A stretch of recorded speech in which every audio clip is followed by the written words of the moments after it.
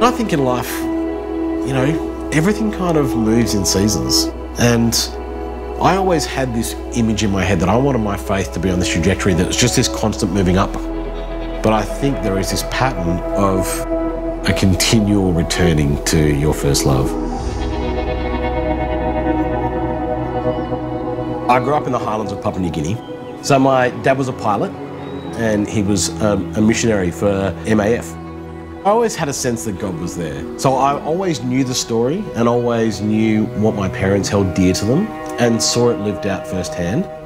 And I think watching my father die after my dad lost almost a 5-year battle with cancer, I was terrified of the responsibility that was coming. And so my option was to run. When I walked away from faith, that was an active choice. It wasn't saying, I don't believe God's real. It was actually me saying, I know you're real, God. I know you love me. I know what you've done. But actually, I'm not choosing you. I'm walking the other way because you've really hurt me. It probably wasn't until I got into high school that I just fell in with, what you would actually call gangs in Melbourne at that time. Yeah, it was a terrible scene, to be honest. It just led me down a path of destruction. And I made some really poor choices. I had put myself in a situation where I was right in between two different gangs, and so I felt like the only thing I could do was go into hiding.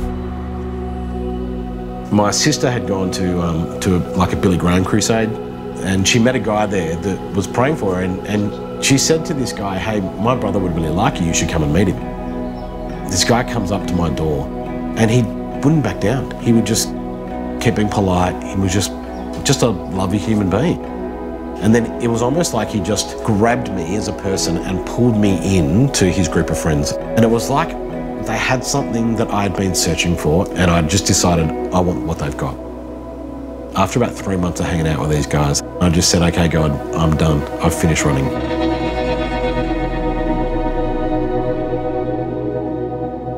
I'd met Alison, my wife.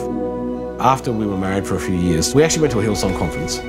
Someone prophesied over us and said that we will have kids. And so we're like, oh, okay, well, yeah, we should probably start thinking about it. And we just thought, it's God's timing. After a couple of years of trying and it not happening, and by this time we'd been to doctors and they were like, well, we can't really find anything wrong with either of you, so I'm not really sure. My prayer life changed.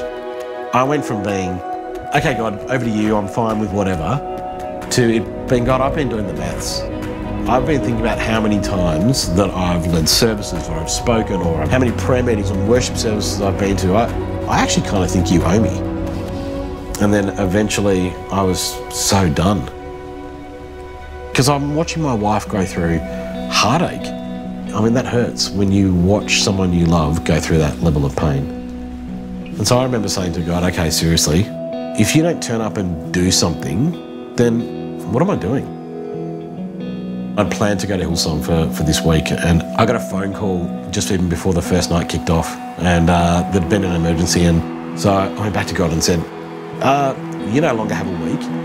You've got the opening session tonight, and you need to come and turn up and speak to me. Otherwise, I'm pretty much done with you. Literally through this preacher's sermon, it kind of just stopped, and he looked around the room and he kind of settled on an area that I was sitting. And he just said, someone in here tonight thinks that God owes you something. And then I had this horrible sinking feeling of, oh no, he's talking to me. He just paused and then just said, God only had one son. And he sent him to earth and watched him get flogged, beaten, spat on, and eventually hung up onto a cross. And he did that for you. He said, God does not owe you anything. You owe God everything. He's already done enough. I fell down on my knees, I burst into tears, and I just repented. I just said, God, I am so sorry. Help me hang on to that truth. And the miracle was that we fell pregnant. We ended up having Jessie. And I remember just holding this little thing after waiting for so long, and I could not take my eyes off him. It was in the next moment that actually when Jessie was 9 months old, we fell pregnant naturally, first time in 15 years of marriage, and then lost it. And we were devastated. But it was in that moment that both Al and I were able to say, if God doesn't do anything else for us, he's already done enough. And my hope, my prayer will be that all of that finds its right place below the first love of who Jesus is.